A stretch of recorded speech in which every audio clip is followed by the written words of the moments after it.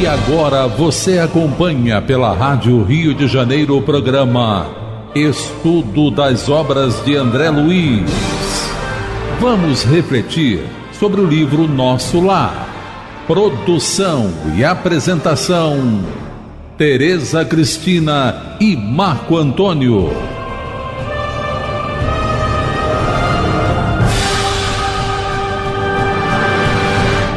Amigos ouvintes da emissora da Fraternidade, Rádio Rio de Janeiro, novamente estamos aqui para darmos continuidade ao estudo da vida no mundo espiritual através da obra Nosso Lar.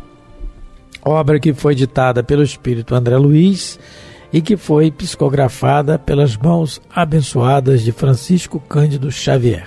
Olá, caros ouvintes. Então vamos começar o nosso estudo. Estamos no capítulo 50, Cidadão de Nosso Lar. No último programa, nós vimos que o André Luiz realmente virou a chave, vamos dizer assim, da vida dele, da vida espiritual dele. Ele passou a enxergar na Zélia e no Ernesto, o segundo esposo, ele passou a enxergá-los como irmãos, né? Nós também comentamos que esse sacrifício, né, que ele fez pelo interesse pessoal dele, que era o de ficar, né, continuar sendo dono da família, ele abdicou disso para entender que todos somos filhos de Deus e irmãos uns dos outros, né?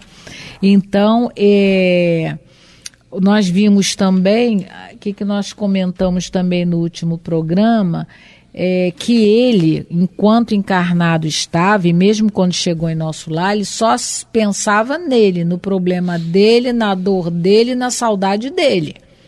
Não é?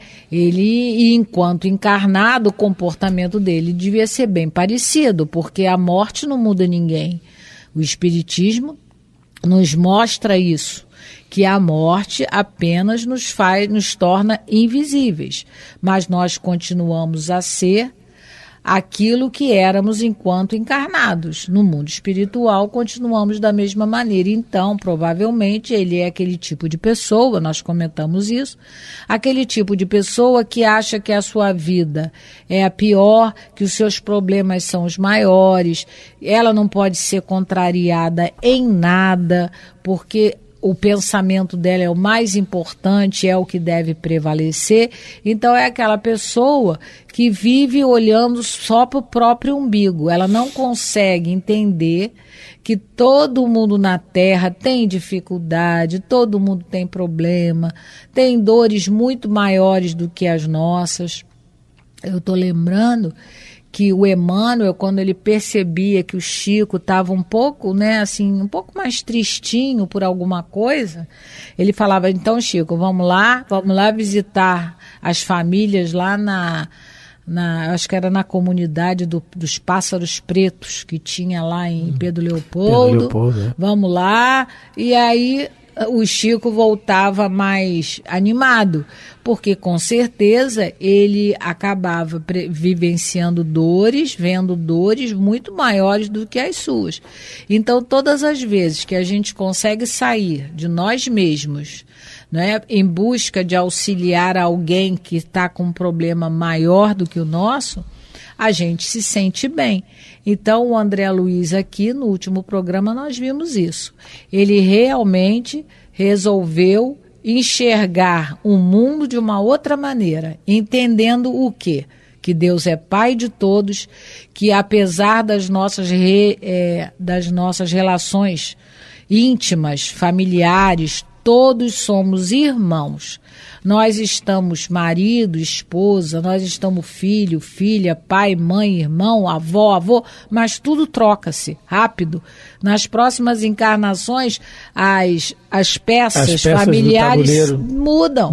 Então, é porque na realidade nós não somos donos de nada. Agora, só um detalhe, Tereza, que me veio à mente agora, a gente tinha nem anotado,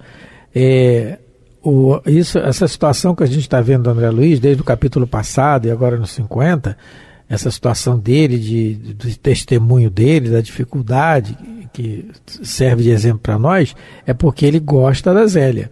Porque não vale isso para que você não gosta, você não tem tanta afinidade. Desencarnou, seja esposo, marido, filho, seja o que for. Desencarnou. Não, às vezes não é a resignação da pessoa, às vezes a pessoa quer se livrar da outra mesmo, porque é o sentimento dela. Isso é para quem a gente gosta, para quem a gente tem o sentimento. Aí sim, aí é a prova. Porque se ele não gostasse da Zélia, tá tudo bem. Não, mas gostar entre aspas. Gostar entre aspas. Eu digo amar. É isso, né? Gostar entre aspas. Mas eu estou dizendo assim, vale do modo geral, do raciocínio, porque a gente tem aquele exemplo da senhora que desencarnou e quando o marido ia desencarnar, aqui no livro que a gente leu, ela, não, para cá ele não vem não quero ele aqui não. Então, tem essa coisa do sentimento, né? Tem que ver esse raciocínio, né? Então, vamos começar a ler a partir do parágrafo 9. Reconheci que Zélia e Ernesto se amavam intensamente. E se de fato me sentia companheiro fraternal de ambos, devia auxiliá-los com os recursos ao meu alcance. Iniciei o trabalho procurando esclarecer os espíritos infelizes que se mantinham em estreita ligação com o enfermo. Minhas dificuldades, porém, eram enormes. Sentia-me abatidíssimo, quer dizer, a tensão mental cansa muito mais às vezes do que o trabalho braçal.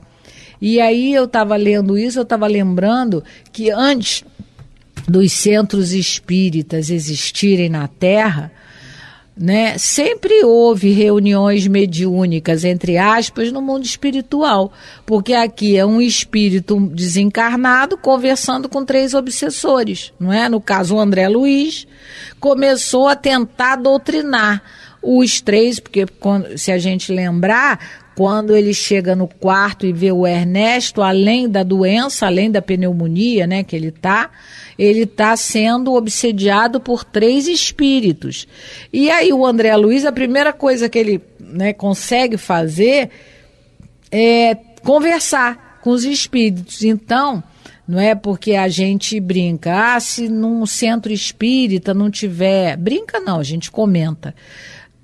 Porque às vezes as pessoas ficam muito preocupadas porque não tem médium na casa, porque não tem reunião mediúnica. Mas, antes de centro espírita, sempre houve atendimento aos espíritos sofredores, aos espíritos endurecidos, sempre aconteceu isso. O trabalho da reunião mediúnica é muito mais para os encarnados, porque com certeza os desencarnados têm muito mais facilidade e recursos para doutrinar, para evangelizar do que nós. Com certeza, eles estão vendo ali a causa, estão vendo, a gente numa reunião mediúnica, a gente conversa, né, com algum espírito, se ele não realmente se abrir para a gente, como é que a gente vai saber o que realmente aconteceu com ele? Porque tem alguns que chegam mistificando, vêm falando manso, outros vêm chorosos, mas na realidade tem um rancor profundo, tem uma mágoa profunda, uma raiva muito grande. Então, para mostrar aqui, eu lembrei disso, para a gente não ficar tão preocupado se na nossa casa espírita não tem reunião mediúnica. O mais importante, ao meu ver, numa casa espírita é a evangelização infantil, e a evangelização juvenil e a evangelização de adultos, no caso as reuniões. Por quê? Se você conseguir evangelizar um encarnado, é menos um obsessor que vai chegar no mundo espiritual, é menos um espírito rancoroso, né, extremamente egoísta, pelo menos se tentou, né, passar a mensagem de Jesus. Aí eu lembrei, porque o que o André Luiz está fazendo aqui, ele está evangelizando, tentando de alguma maneira doutrinar, né, esses obsessores. Tem um livro, mas coitado, ele está tão cansado que não está conseguindo. Muito interessante, Espíritos Diversos, que é Educandário de Luz, né? E nesse livro fala muito sobre isso, tem várias mensagens que falam sobre a questão da importância da casa espírita, das reuniões, da importância das nossas reuniões, do nosso convívio na casa espírita, apesar e muito providencial às lives de hoje, né? a tecnologia vindo para ajudar, mas a necessidade do convívio na casa espírita e tal. E como a gente está colocando aqui, a casa espírita, nesse livro, ela é dita algumas vezes, a finalidade da casa espírita é estudar a doutrina espírita. Se tem médium na casa, tem reunião mediúnica. Se não tem, não tem. E ela prescinde de reunião mediúnica. Ela não tem, essencialmente, a necessidade de ter. Se tiver médium, tem. Se não tiver, não tem. Pronto, acabou. Encerrou o assunto, não tem. Até, vez por outra, chega à casa alguém com um problema aflitivo, alguém com uma aflição muito grande, quer conversar com alguém. É o que acontece na reunião mediúnica, nada mais, nada menos que isso. Apenas que ele está desencarnado, a gente não está vendo. E o encarnado a gente está vendo. Então, é o que a Teresa está colocando. E eu não esqueço de Valdo falar, em algumas palestras suas mais antigas sobre mediunidade, dizendo que antes do Espiritismo, quando nós colocamos aqui, sempre houve reuniões, sempre houve doutrinações de espíritos. Como? O médium desdobrado pelo sono incorporava o espírito e o espírito falava com ele. Então, naturalmente, normal. E não tinha espiritismo. Quer dizer, então que a gente não se soberbeça porque participa de uma reunião mediúnica, eu sou médium, não tem nada disso, não tem isso. Porque infelizmente a gente está falando disso, mas isso tem no movimento espírita, isso é uma coisa chata, infantil. A gente soube de uma casa espírita que colocou um anúncio no jornal pedindo médiuns. Chegar a esse cúmulo, não é? A gente não pode chegar a esse disparate. E é aquilo que a gente tem. E Kardec, sem ser médium, era o maior médium. Ele era o maior médium de toda a Sociedade Espírita de Paris, porque o comportamento dele, né? Então não era, não tinha mediunidade, não tinha, ele não via, não ouvia, ele tinha as sensações, os sentimentos. Então, a gente só falou isso aqui porque o André Luiz está conversando com os espíritos. E isso acontece o tempo todo. E outra coisa, só mais um detalhe. Com certeza, os espíritos, isso não é opinião nossa não. Isso a gente vê Kardec falando no Livro dos Médiuns e o Emmanuel, o André Luiz, aliás, falando nas obras subsidiárias, inclusive no livro dos Domínios da Mediunidade, muito, muito bom. Que o espírito, quando é trazido na reunião mediúnica com uma problemática muito séria, ou odiando alguém, se a reunião mediúnica for séria, ele é trazido amparado pelos espíritos. Como lá na nossa casa o Marco Aurélio gosta de falar, ele já está escovado e saboado com talquinho. Eu acho que não pode usar mais talco, né? Mas com talquinho, tudo bonitinho, cheiroso, porque se a gente encara ele do jeito que está nas trevas, a gente não encarava, a gente não tem condição, a gente não tem moral para isso. Não tem, não. Você não pode, quem é você para falar comigo? E outra coisa, às vezes não nos replica porque os espíritos não nos deixam. Você está falando manso comigo, ele podia falar, você está falando manso comigo aqui, mas em casa você faz isso, isso, isso. É que os espíritos da reunião, os que dirigem a reunião, não deixam, por caridade. Então, que a gente pense direitinho nisso, que a finalidade da casa espírita é estudar a doutrina espírita. Se não tiver médium, tudo bem. O que não pode deixar de ter, estudo. Isso não. Então, continuando. Parágrafo 10. Nessa emergência, lembrei certa lição de Tobias, quando me dissera: aqui em nosso lar, nem todos necessitam do aeróbus para se locomoverem, porque os habitantes mais elevados da colônia dispõem do poder de volitação. E nem todos precisam de aparelhos de comunicação para conversar à distância, por se manterem entre si num plano de perfeita sintonia de pensamentos. Os que se encontram afinados desse modo podem dispor à vontade do processo de conversação mental, apesar da distância. Eu lembrei da dona Maria João de Deus, no livro Cartas de uma Morta, quando ela visita Júpiter e Saturno, uma coisa que ela acha tão interessante, né, e muito, que todos os encarnados conversam telepaticamente entre si e com os desencarnados lá daquele planeta.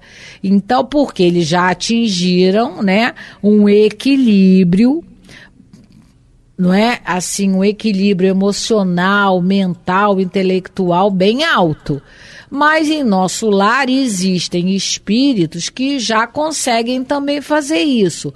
E não fazem para não constranger quem não consegue. Porque, como a gente falou em programas anteriores, nosso lar é uma colônia de transição e a maioria daqueles que estão lá habitando o nosso lar são espíritos com hábitos muito parecidos com os nossos, enquanto encarnados estamos. Então não há essa mudança brusca. Então eles usam, né? Então aí o André Luiz lembrou, poxa, por que ele vai falar isso? A gente vai ver daqui a pouco. O Tobias me disse que lá em nosso lar tem pessoas que sabem volitar. Outros não conseguem. E aí ele está dizendo essa observação, a gente vai ter que ler mais um pouquinho, porque ele falou isso, porque ele vai tentar usar o recurso da telepatia para pedir a ajuda de alguém, que vai ser a Narcisa. Por isso que ele está comentando sobre isso, porque ele está cansado, ele está abatido, ele não está conseguindo nem conversar direito lá, e ele já trabalhava nas câmaras, né, conversando lá com aquele pessoal. Mas não era o interesse pessoal dele. Mas aqui está difícil. Então, aí o que ele fez? O Tobias me falou que tem gente que não precisa de aérobus para chegar, né, para se locomover, e nem precisa de aparelho como rádio, telefone para se comunicar. Lembrei quanto me seria útil a colaboração de Narcisa e experimentei. Aí, como ele lembrou do que o Tobias falou, ele falou, vou tentar me comunicar com a Narcisa, já que ele tem afinidade com ela, né? Concentrei-me em fervorosa oração ao Pai. E nas vibrações da prece, dirigi-me a Narcisa, encarecendo socorro. Narcisa, lá na nossa casa, a gente brinca, né? Narcisa, pelo leite da sua mãe. Pelo amor de Deus, venha cá. Venha cá. Então, Tereza, só um pouquinho. Nesse trecho aqui, a gente pode se reportar um pouco no capítulo 9, da segunda parte do Livro dos Espíritos, da intervenção dos Espíritos, em que Allan Kardec coloca a mensagem de Santo Agostinho, dizendo que Santo Agostinho fala assim: se conhecesseis bem essa verdade, né? Que verdade que ele está falando? Da companhia dos bons espíritos. Quanto vos ajudaria nos momentos de crise? Quanto vos livraria dos maus espíritos? Né? E mais adiante ele fala assim: interrogai os seus anjos guardiães, os vossos anjos guardiães, estabelecei entre eles e vós essa terna intimidade que reina entre os melhores amigos. Não penseis em lhes ocultar nada, pois que eles têm o olhar de Deus e não podeis enganá-los. Pensai no futuro, procurai adiantar-vos da vida presente. Aí mais adiante ele diz assim: diremos que vós vos influenciamos as almas, estando embora muitos milhões de léguas distantes de vós. E mais adiante, são essas comunicações de cada um com o seu espírito familiar que sejam médios todos os homens. Então, ele está dizendo, o Santo Agostinho, Allan Kardec coloca essa mensagem de Santo Agostinho, e de São Luís também, são os dois espíritos que ele coloca, para que nós treinemos sempre em ter essa comunicação com o nosso anjo guardião, com o nosso guia espiritual, porque ele está sempre perto de nós, que é o que o André Luiz assim está botando em prática aqui, a sua amiga Narcisa. Em outros livros a gente vai ver esse recurso, que através da prece, né, ou do pensamento, alguns personagens vão pedir socorro a outras entidades. No livro No Mundo Maior, o Calderaro chama a Cipriana. Quando ele está lá com o André Luiz no hospital, tentando ajudar o Pedro, e eu esqueci o nome do outro, os dois que estavam, um doente e o outro desencarnado, obsediando, ele sabe que ele não poderia ir além, né, ele não poderia evangelizar os dois, ele chama a Cipriana. O Clarencio, no livro, como a gente leu, né, Entre a Terra e o Céu, ele chama a irmã Clara para conversar com a Odila, porque também cada espírito tem a sua especificidade. Então o Clarencio, né, pede para a irmã Clara conversar com a Odila. E no livro Ação e Reação, a gente vê uma cena parecida com essa. Quando o André Luiz está com o Silas lá na casa da Poliana, que é uma mendiga que tem um filho doente, depois de aplicar passes, né, depois de botar fluido na água que tinha lá na casa, dar passe na garganta da Poliana, ele desdobra a Poliana e aí ele fica meio assim, sabe, não sabe bem o que fazer, tipo aqui o André Luiz, e aí ele fala assim, o André Luiz diz pra gente, né, eu acho que é o capítulo 13 do livro Ação e Reação. Depois do passe, né, depois dessa operação, o assistente convocou-nos à prece e, levantando o olhar para o firmamento faiscante de estrelas, rogou: Pai de infinita bondade. Aí ele faz uma prece muito linda, né, falando que ele precisava de recursos para ajudar melhor a Poliana e o filho dela, o Sabino. E aí, depois que da prece, o que acontece? A voz de Silas, tocada de profunda fé, arrebatava-nos ao pranto. O André Luiz, a prece foi tão sentida que ele chorou. Azulíneas cintilações nimbavam-lhe a cabeça, e como resposta do alto, como o Marco leu ali na pergunta, que ninguém está desamparado, ali na selvagem floração do bosque ermo, vimos ao longe 5 flamas, em pontos diferentes do espaço, que se aproximavam de nós celeremente, e ninguém veio de aeróbus, com certeza. Renteando conosco, transfiguraram-se em companheiros que nos saudaram regozijantes.